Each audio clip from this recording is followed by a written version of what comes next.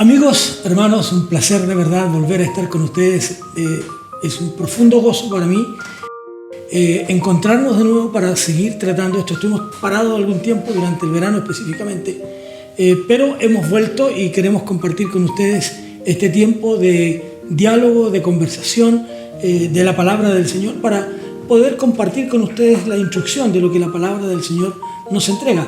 Y como siempre estaremos juntos con el pastor Daniel Madrid. Él va a estar con nosotros siempre como parte del equipo, así que Daniel, qué gusto volver a encontrarte, volver a compartir contigo, y esperamos que este tiempo sea de mucha bendición para nosotros dos y también para quienes nos están escuchando. Buenas noches, mi hermano, les saludo en el nombre del Señor y estamos contentos de estar acá conversando de su palabra. Perfecto, y vamos a dialogar sobre un tema, Daniel, que en realidad muchas veces nosotros lo tomamos como un castigo, que en alguna medida lo fue, pero que en otra medida también uno podría tomarlo como un milagro y como una bendición. Y vamos a hablar sobre eso y vamos a hacer el comparativo de esto, lo que tiene que ver con, estoy hablando específicamente de la Torre de Babel, pero vamos a compararlo con el día de Pentecostés. Nuestra congregación, para informar a nuestros hermanos y nuestros amigos que nos escuchan, durante estos 3 primeros meses, me parece, estaremos hablando sobre el libro de los Hechos, y precisamente por esas razones que nosotros vamos a trabajar esta comparación de algunos pasajes del Antiguo Testamento con el Nuevo Testamento. ¿Cómo logramos congeniar esto? No es problema congeniarlo, porque si lo separamos tenemos problemas, porque sin el Nuevo Testamento no tenemos el cumplimiento de las promesas del Antiguo. Así es, siempre estamos profundizando en el conocimiento bíblico y tratando de qué nos dice, ¿cierto?, la Biblia en el Antiguo Testamento y qué nos está diciendo en el Nuevo Testamento, siendo que siempre es el mismo Dios. Absolutamente, un Dios único. Pero entremos en materia. La Torre de Babel, que está enraizada, para que ustedes lo sepan, está concentrada en el libro de Génesis, el capítulo 11, versículos 1 al 9 principalmente.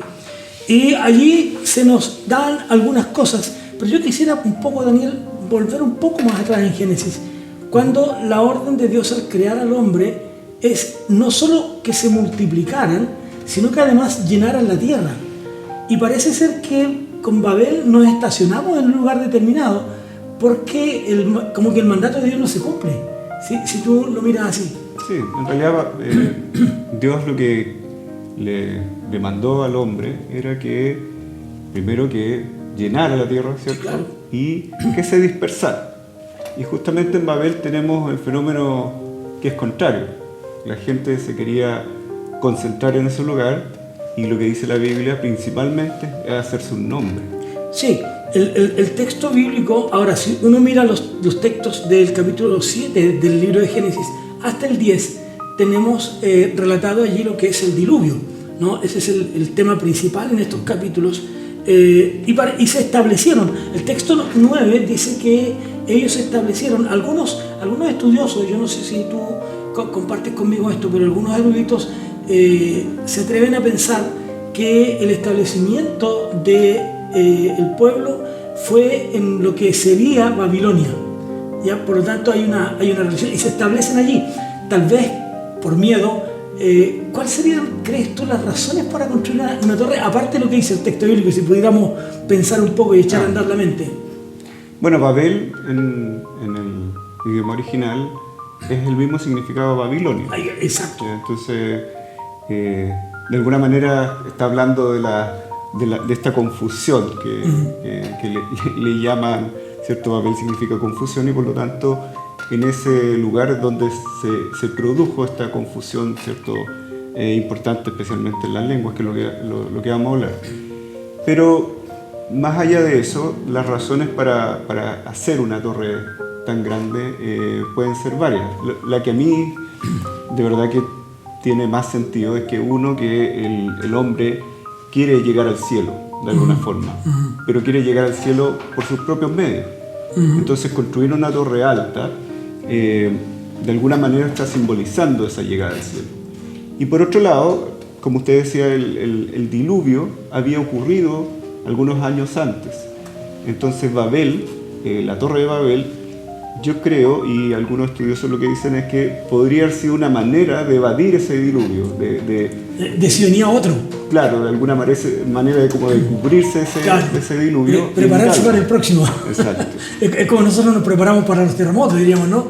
Viene un terremoto y decimos que tenemos que estar preparados para el próximo. Así es. Entonces, eso es súper interesante porque se plantea de esa manera.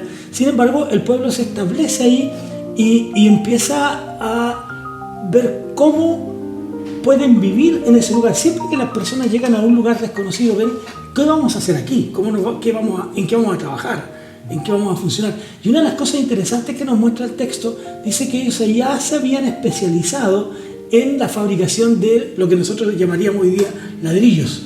¿Ya? Maestros constructores. Maestros constructores. Sí. Y de esa manera entonces cuando ellos deciden poder construir esta torre con el propósito equivocado, el afán del hombre de ir más allá de lo que humanamente le es posible hacer. Sí, ahora pensar que Dios en realidad les dio todo el mundo para poblar. Ajá.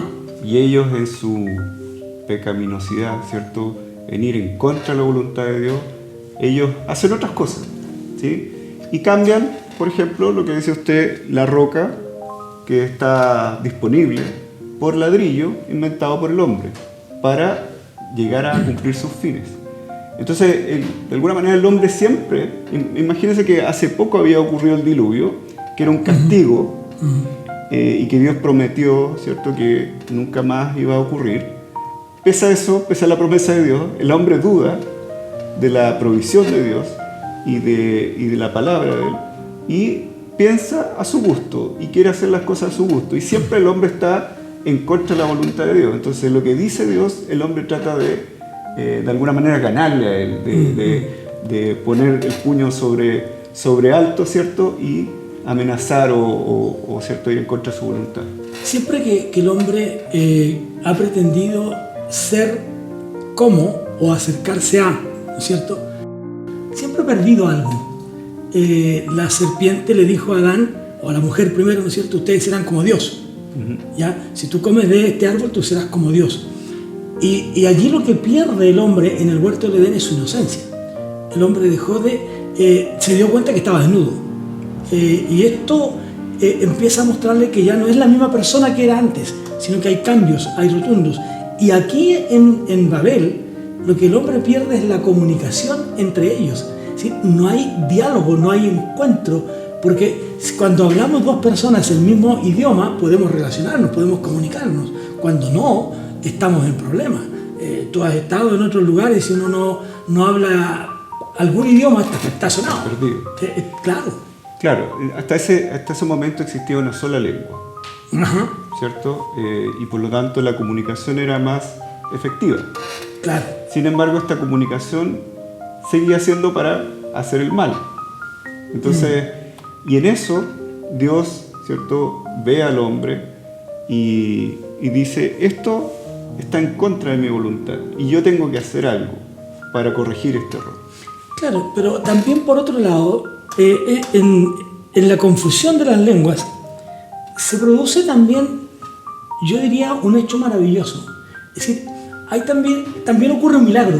Si bien es cierto, uno lo ve como un castigo, ¿no es cierto? Y así es, porque Dios dice, voy a confundir sus lenguas para que no sigan en este propósito, porque no van a lograrlo, porque en alguna medida Dios podría estar diciendo, nunca serán como yo, ¿no? Pero Dios confunde sus lenguas, y al confundir sus lenguas, o su lengua, lo que ocurre es que empieza este hecho maravilloso del poder de Dios. El Dios que lo hizo en Edén, el Dios que le dio una lengua en Edén, es el mismo Dios que ahora produce muchas lenguas. Así es. Dios siempre está cumpliendo su voluntad. Y eso lo hace a pesar de nosotros. Entonces, el confundir las lenguas, de alguna manera, es un milagro que nos beneficia. Claro. Porque hace que el hombre cumpla la voluntad de Dios como al principio. Pese al deseo que tenemos nosotros. Muchas veces en nuestra vida pasa eso, que nosotros queremos algo que está en contra de la voluntad de Dios, pero Dios nos guía a veces tenemos problemas, ¿cierto? pero solo para cumplir su voluntad. Claro, y se cumple el propósito de Dios porque en el texto 9 dice que ellos fueron esparcidos. Y lo que decíamos al principio, lo que ocurre en Génesis 1:28, cuando Dios le dice, ¿no es cierto?, mira, ustedes multiplíquense y llenen la tierra. Ese propósito, allí en Babel, o Babilonia, digamos, ¿no es cierto?, para ubicarlo en esta historia de Babilonia, el hombre no estaba cumpliendo el propósito de Dios, estaba quedándose encerrado ahí. Sin embargo, lo que Dios había dicho es que ellos tendrían que llenar la tierra con una sola lengua. Así es. Sin embargo, el propósito de alcanzar a Dios y que se confunde la lengua es el hecho que Dios entonces, ese castigo se torna también en una bendición. Sí, o en el cumplimiento del propósito de Dios. Porque, a ver, en los hombres de ese tiempo no les bastaba con la provisión que Dios les daba, sino que tenían que, como decía, hacerse un nombre, ¿sí? Y eso está en contra de la voluntad de Dios, porque sabemos que existe un solo nombre al que debemos adorar, que es Jesús. Entonces ellos estaban con su brújula totalmente torcida, estaban equivocados en sus deseos, y por lo tanto Dios tiene que corregir, y es el deseo de Él, de alguna manera, bendecir a la humanidad a pesar de lo que nosotros hacemos.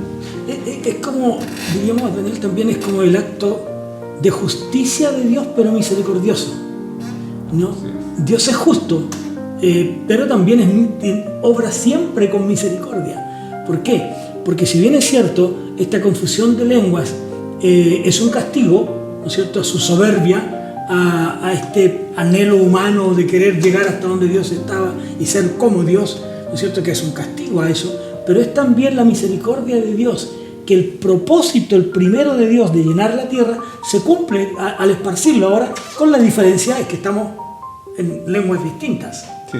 Ahora, Babel significa confusión, significa castigo, y significa de alguna manera poner en su lugar a los deseos del hombre, ¿sí? Y mostrarle al hombre, ¿cierto?, cuál es la voluntad de Dios. Y ahí es cuando se relaciona de alguna manera con Pentecostés, ¿cierto? En que se relaciona en un paralelo que es un poco contrario, ¿sí? La lengua que aparece ahí, ¿cierto?, que tiene que ver con la confusión, en que aparecen muchos idiomas distintos y son separados los hombres. Entonces significa castigo, separación, y de alguna manera como cumplir la voluntad de Dios, ¿sí? En cambio en Pentecostés podemos quizás hablar de eso, a lo mejor. Podemos ya entrar en eso, ¿no? Me parece bien. Yo creo que sería bueno que entráramos allí en Hechos capítulo 2, que es un acto distinto, como asociándolo con esto. Ahora, ahí en Pentecostés lo que ocurre es que, a lo contrario de antes, lo que decía con Babel es que ellos no se pudieron comunicar. Acá sí pueden hacerlo. Y eso es lo extraordinario, porque se pueden comunicar con personas que no hablan el mismo idioma de ellos. Y ellos podrían simplemente haber transformado la lengua de ellos, ¿no es cierto?, para que los otros escucharan. Simplemente aquí ocurre algo realmente extraordinario. Aquí fue un milagro de Dios. ¿Para qué? Para la propagación del Evangelio. Bueno, aquí se ve la voluntad de Dios siempre cumpliendo su propósito. En un caso, ¿cierto?, era para esparcir, dispersar a la humanidad. Y en este caso es para unir, ¿cierto? Sí. Y Dios hace el milagro de unir de alguna manera estos diferentes idiomas de judíos que habían llegado a la fiesta de Pentecostés en ese tiempo y que hablaban distintos idiomas, y los une con el propósito de que ellos se comuniquen. Como en Babel estaba hablando de la falta de comunicación del impedimento de la comunicación. Claro.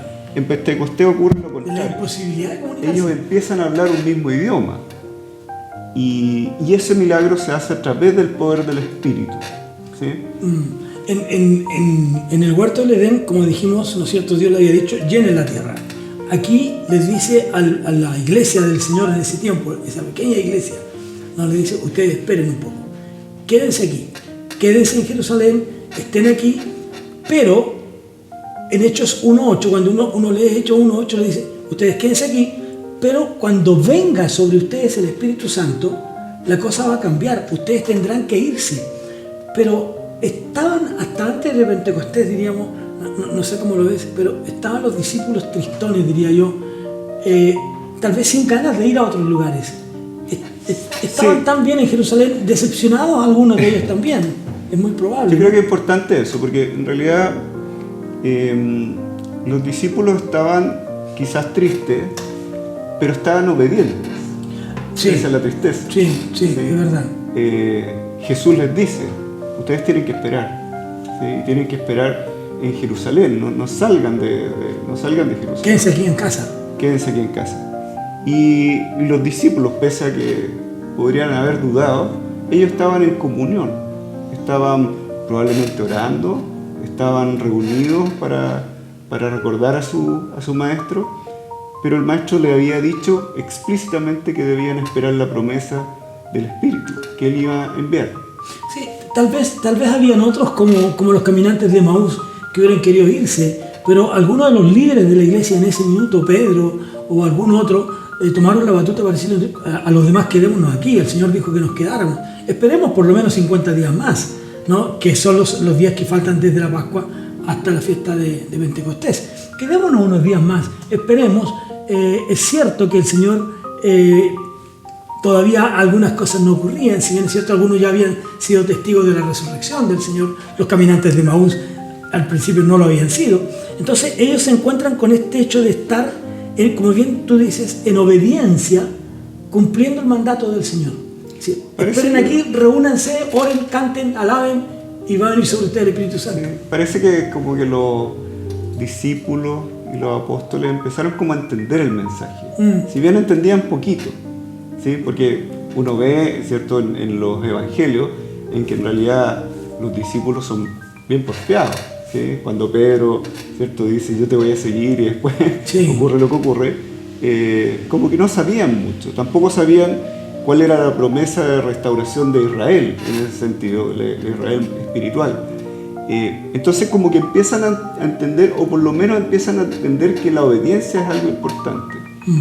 Entonces ellos esperan ese tiempo, después de estar con Jesús, estuvieron 40 días, ¿cierto?, con Jesús, y después esperaron un tiempo obedientes a la palabra del Señor, que les decía, esperen la promesa del Espíritu Santo.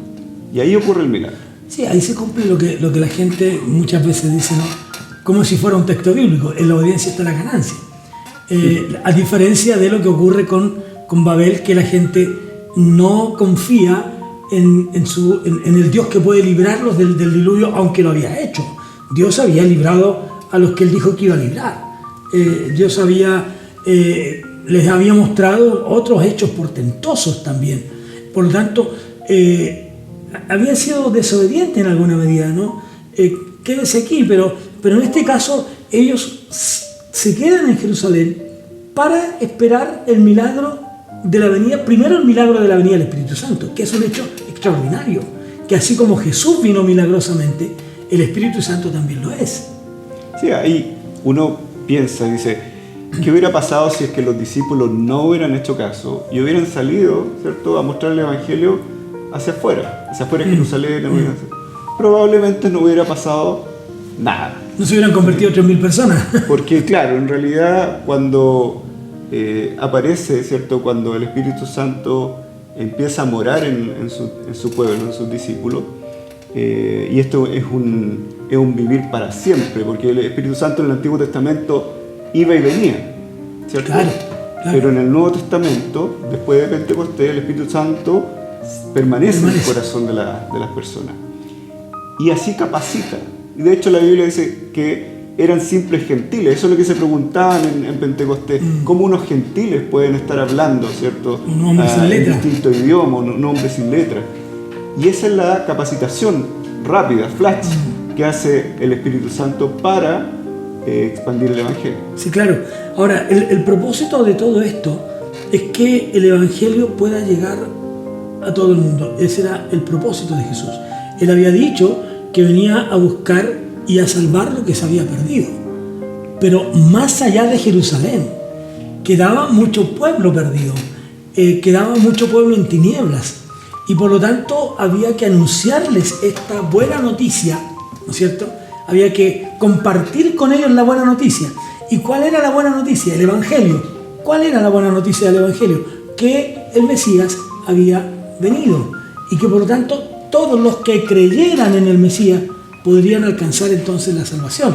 Pero eso había que divulgarlo, pero no en una capacidad humana, sino en una capacidad divina, en una capacidad que el Espíritu Santo les daría. Él los capacitará, dice la Biblia. Y de hecho, el otro día en clase, ¿cierto? Escuela dominical, hablábamos que en realidad la visión de los discípulos era muy cortita, ¿sí? Porque ellos preguntan, dice, ¿restaurarás en este tiempo Israel?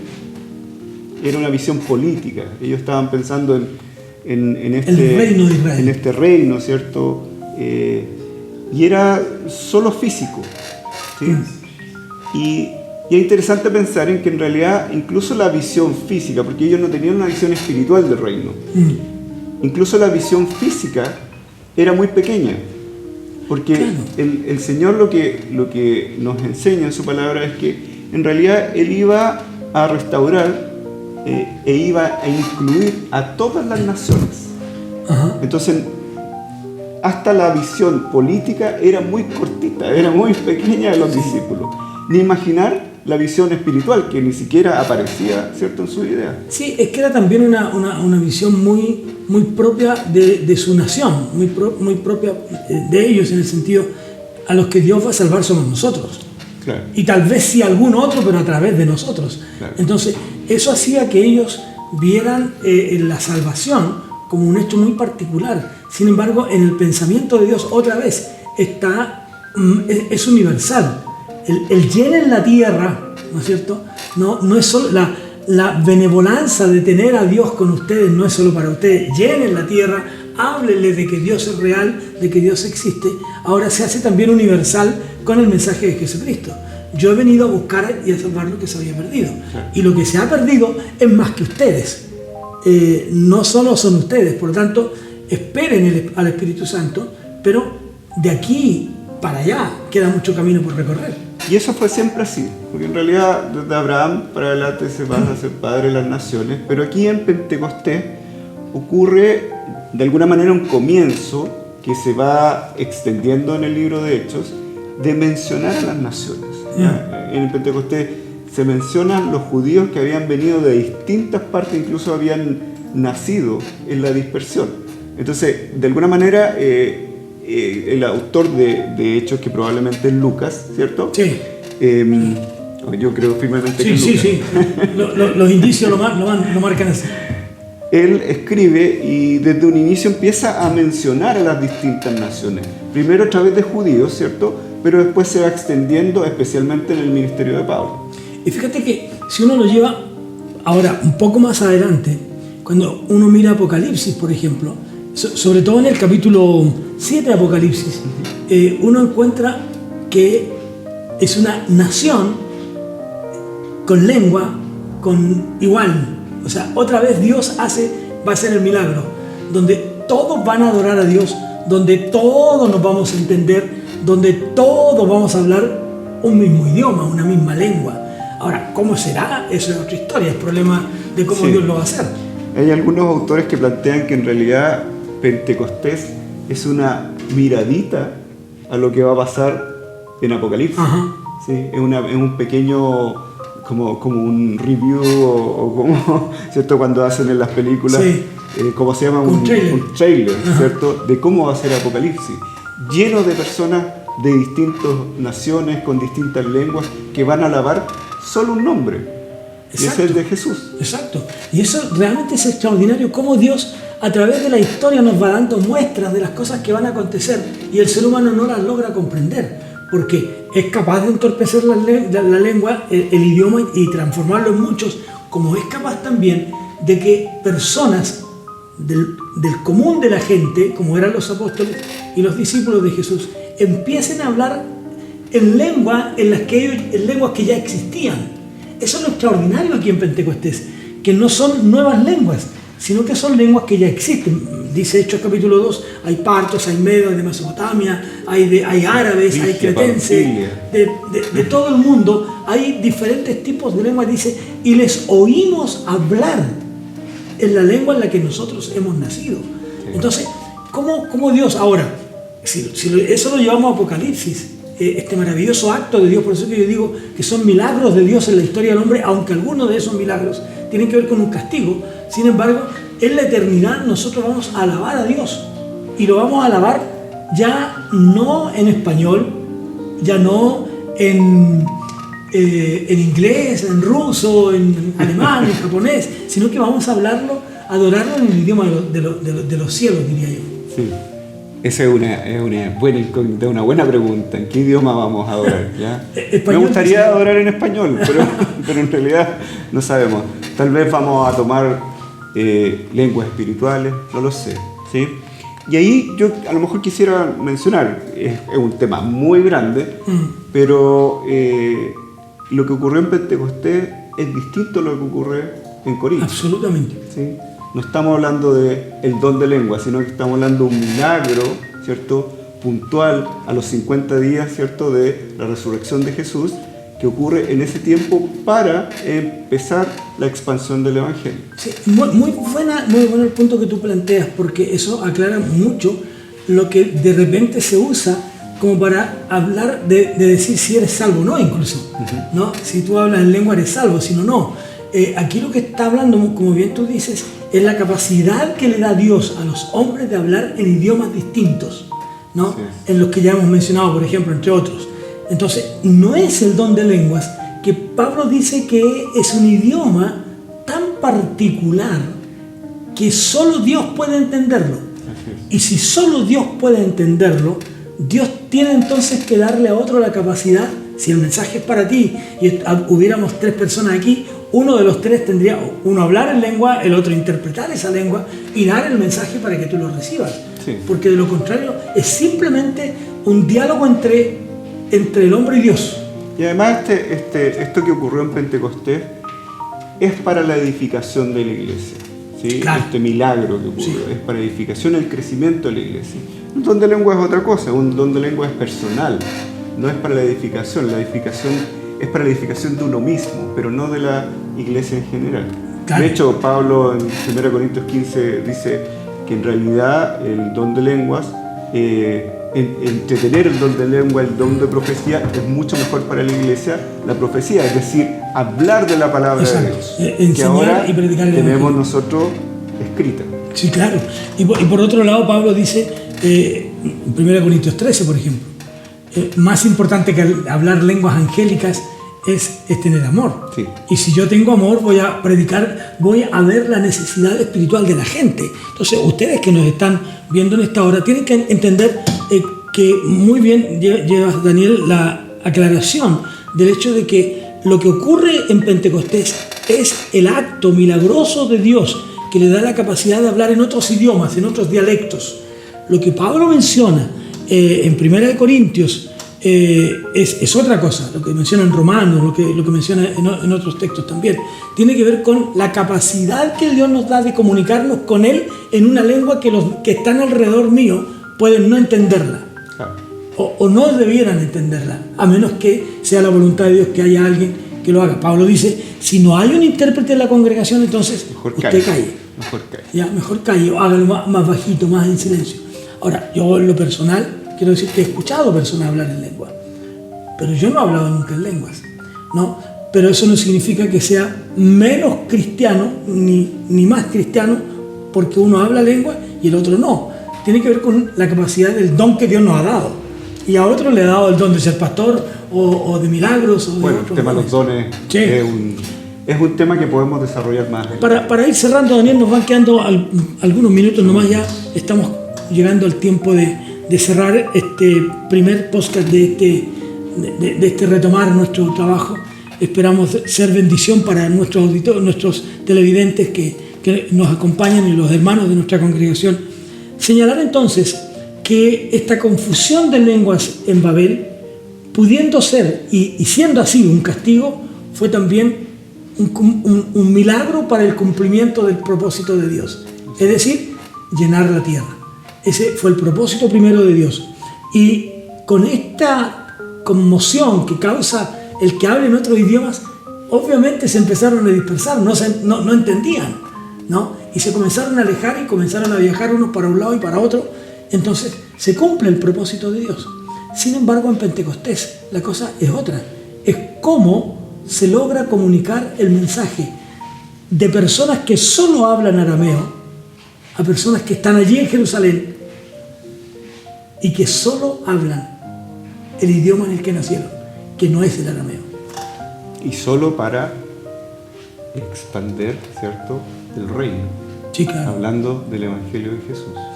Sin duda, el Evangelio del Señor Jesús es el que debe llegar a todo el mundo y que nosotros compartimos también hoy día.